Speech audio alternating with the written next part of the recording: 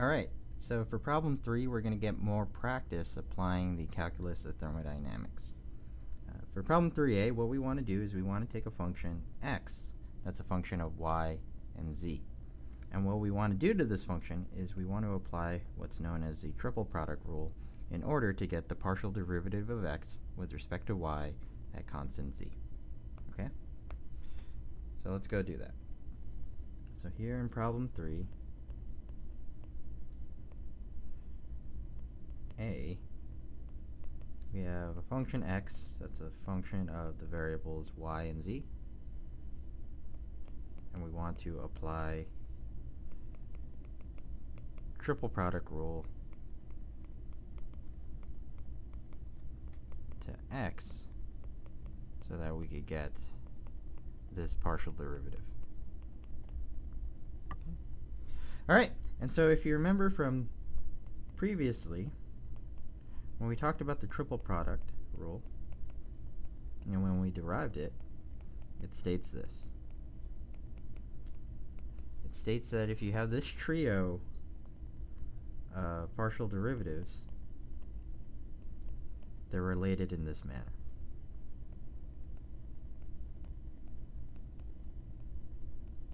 Okay?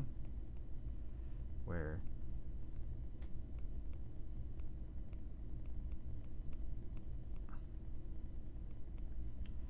we have each of the partial derivatives of each variable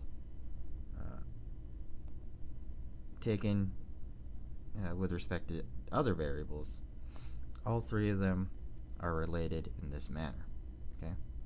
And for the term on the right hand side, we could also flip it like this. Okay? Alright, and so this is just the general relationship between three different partial derivatives of a function that's made up of three different variables. But a more useful way of rearranging this is, the problem asks us to find dx, dy, z. A more useful way of rearranging this relationship is like this.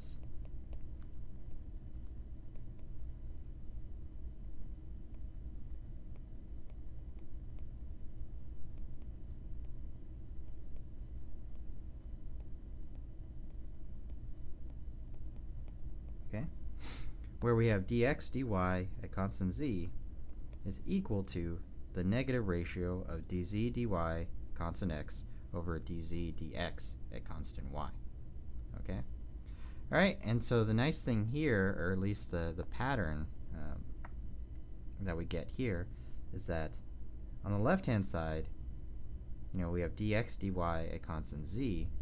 What we're saying is that this partial derivative is going to be equal to the partial derivative of the variable that we're holding constant with respect to y at constant x over, once again, the variable we're holding constant, this time at constant x, or at with respect to x at constant y. Okay? Right? So that's just, the basic mechanics of how the triple product rule works. But why this is useful for thermodynamics is because we could apply the triple product rule for cases where we have partial derivatives where the variable we're holding constant is some sort of unmeasurable property. Okay? So you would apply the triple product rule if you need a derivative in the form of dx, dy constant z, where your z is some sort of unmeasurable property. Unmeasurable property. Okay? Alright, so those are the basic mechanics of the triple product rule. Now that we've learned the basic math behind the triple product rule, let's now get practice in actually applying it to a situation where we're dealing with actual thermodynamic variables. So in part B of this problem, what we're asked to do is we're asked to take temperature, which we'll describe as a function of pressure and molar enthalpy. And what we want to do is we want to find its partial derivative, dt dp at constant h, in terms of measurable properties, pressure, molar volume, temperature, and also the constant pressure heat capacity. Okay? So that's what this problem is asking us to do. So we'll go back to our notes page. Okay? And so for part B, what we have is we're saying temperature is a function of molar enthalpy and pressure. And what we want to do is we want to write this partial derivative. Okay? And specifically in terms of pressure, volume, temperature, and constant pressure heat capacity, and not in terms of enthalpy, right? Because a lot of times enthalpy, it's an unmeasurable property, and in order to calculate it, you would need to actually calculate it using measurable properties. Okay? In any case, if we take a look at this partial derivative, we have dt dp at constant h, where h is some unmeasurable property. Okay? And so this partial derivative fits the profile of what I was talking about earlier, where if we want to get a partial derivative where the constant variable is some unmeasurable property, a lot of times what you would want to do there is you would want to apply the triple product rule. Okay? So dt dp constant enthalpy fits profile for applying the triple product rule.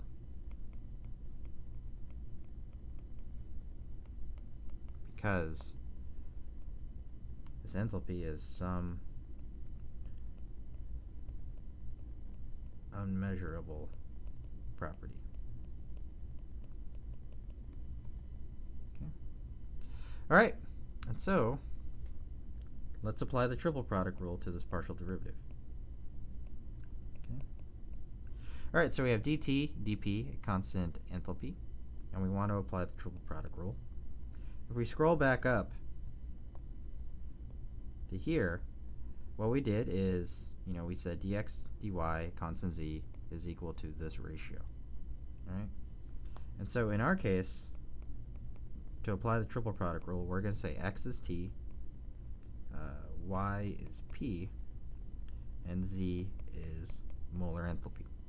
Okay? All right, and so if we're saying these are x, y, and z, then to apply the triple product rule, we just need to substitute into this right-hand side. All right? So in the numerator, we have the dz dy at constant x. So that means we're going to have dh dp at constant t. And in the bottom, we had dz dx at constant y. So that means we have dh dt at constant p. Okay? All right, so that's just what the triple product rule is. We applied it. This was just a pure math thing. But at this point, now we could start applying our knowledge of thermodynamics in order to turn, this mathematical statement into something that has physical meaning. And the first thing we could do is we could take a look at this partial derivative we have in the denominator. We have dh dt at constant p. And if you remember your definitions of the heat capacity, this partial derivative here is actually just the definition of the constant pressure heat capacity. Okay, right? The constant pressure heat capacity was just the partial derivative of enthalpy with respect to temperature at constant pressure. So, with that said, what we could do is we could just rewrite that partial derivative as our molar heat capacity. Right? So already we turned something that's kind of abstract into a measurable property, heat capacity. Okay? All right, so taking care of the denominator was fairly simple. The numerator, though, this one's a little bit trickier. Okay? we haven't seen the partial derivative or dH dP at constant t before. All right, and so we're going to have to apply more tools from the calculus of thermodynamics in order to rewrite this in terms of something that's measurable. Okay. All right. So need to apply more math to figure this out. Yeah. All right. And not just math. All right. We're actually going to apply thermodynamics knowledge as well. All right. And so what we have is the partial derivative of H with respect to pressure at constant temperature. Okay? That's the partial derivative we're being asked to evaluate. Right? But these aren't just, random variables. We know that enthalpy is an actual thermodynamic quality that we have discussed before. And so at this point, what we want to do is we want to try and inform this our analysis by looking at the fundamental equation for enthalpy. Okay?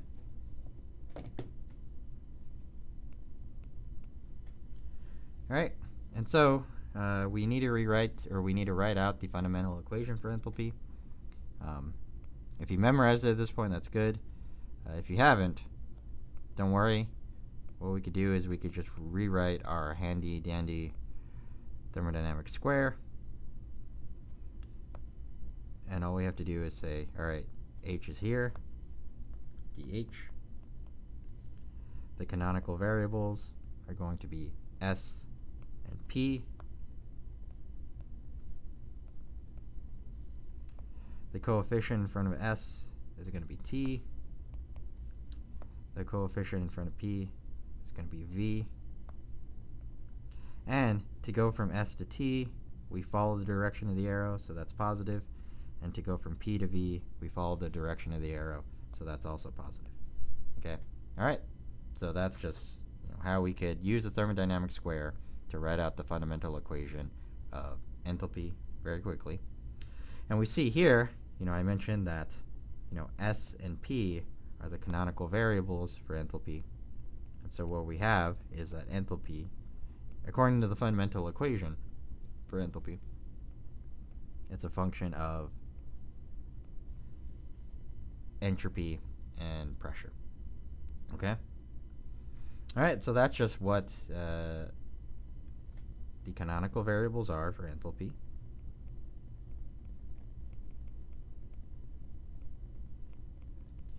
But the partial derivative we're being asked to evaluate is dH dP at constant t, not S. Right? And so what we want to do here is we want to essentially rewrite our enthalpy equation in terms of different variables. Okay? So we want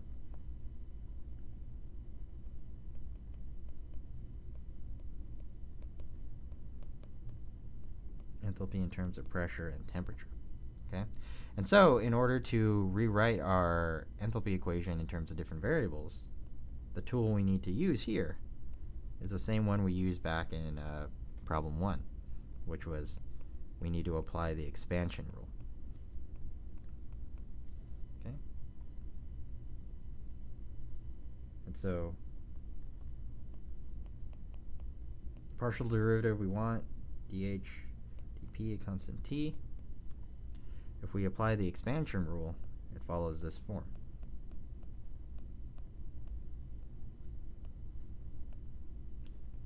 ds dP constant t constant p plus dH dP constant s dP dP constant t. Right? So this is just how the expansion rule worked. Right? It's the same thing that we did in problem 1. Okay? All right, and so now that we've applied the expansion rule, we could simplify this equation out a little bit more. Here we have, here on the right, we have a dP dP constant t, so we know that's just going to be 1. Right, so that helps simplifies that out. For these partial derivatives here, to figure out what those are, we could just go back to our fundamental equation.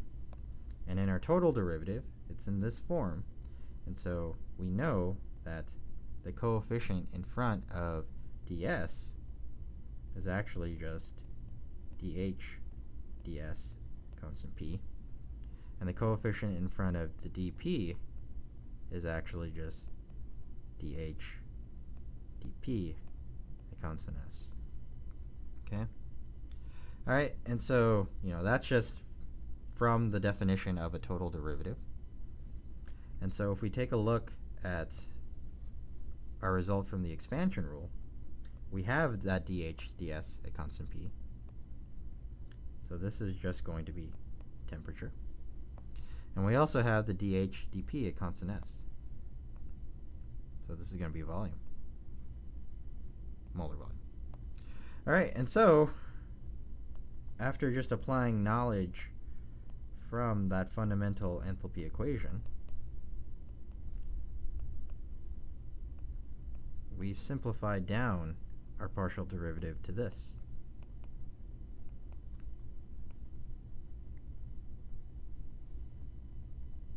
Okay? All right.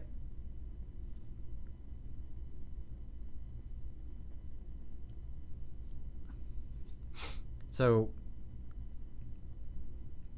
we've been able to simplify our partial derivative, but we still have one more issue here. We still have this partial derivative of s with respect to p at constant t, right? And s is an unmeasurable property, and we want to be able to rewrite this in terms of only measurable properties. Okay? All right, and so we need to figure out how to get rid of this. If we take a closer look at it, we'll notice that this partial derivative fits a pattern. Okay? Where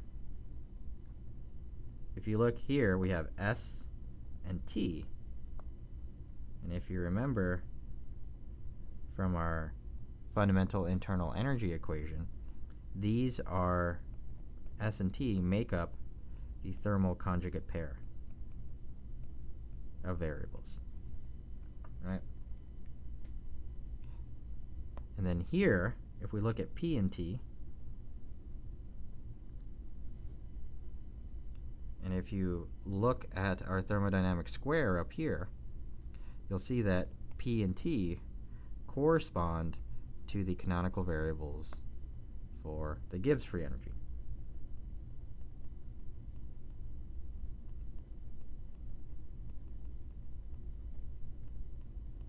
Okay?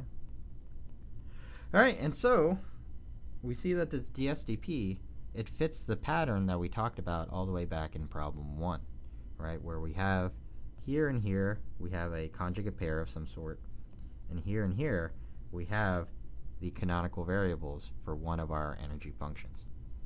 And so if our partial derivative fits that profile, that tells us what we need to do is we need to apply our Maxwell relations specifically for the Gibbs energy function, or fundamental equation, to get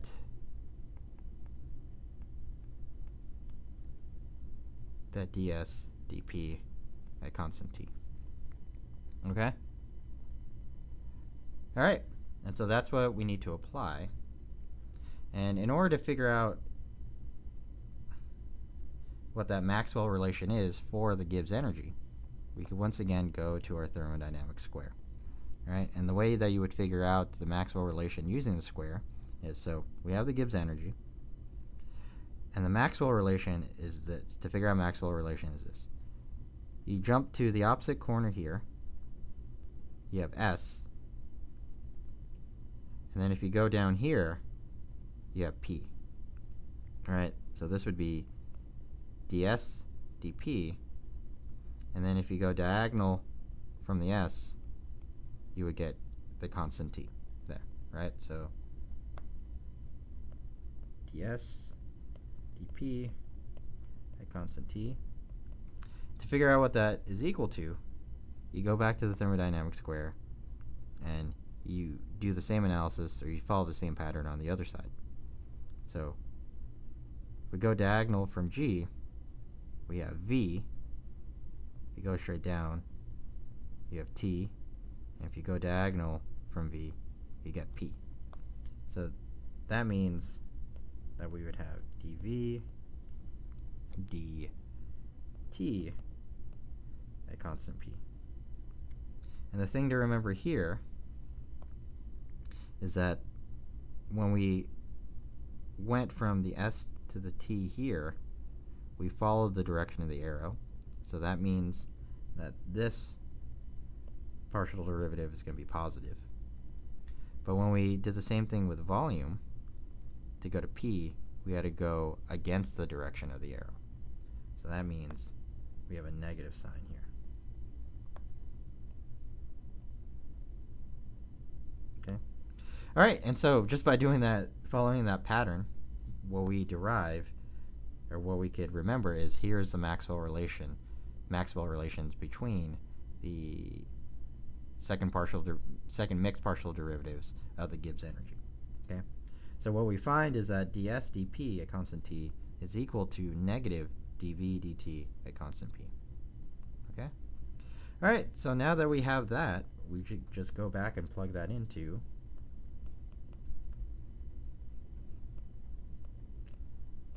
our initial partial derivative. Okay? So what we have now is negative T dV dt constant P plus V. All right. And so now we figured out, we were able to rewrite dH dP at constant T in terms of the variables volume, pressure, and temperature only. Okay? All right. So we are able to figure that out.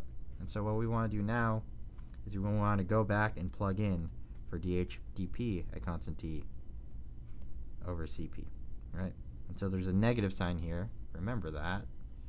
And so when we plug in to dt dP at constant H, what we're going to get is temperature dV dt at constant P minus V over Cp. And the sign here flipped because when we're looking at this partial derivative, there was a negative out in front. All right, so that's why these signs are different now. Okay, all right, in any case, so now we have this partial derivative, dt dP, a constant enthalpy. All right, so we have it in this form.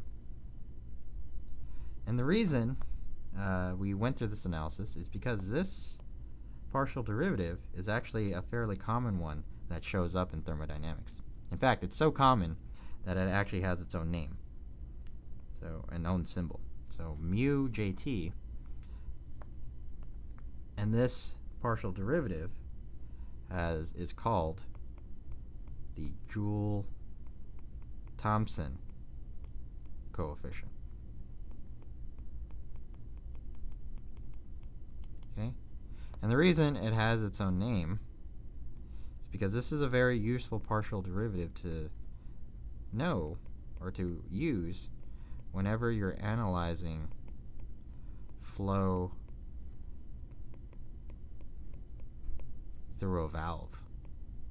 Because as we've seen before, whenever we're doing the analysis on a valve, a lot of times those valves are constant enthalpy systems. And so with the Joule-Thomson coefficient, what this allows you to do, it allows you to analyze how the temperature changes as a stream passes through a valve as a function of the pressure drop through that valve as well.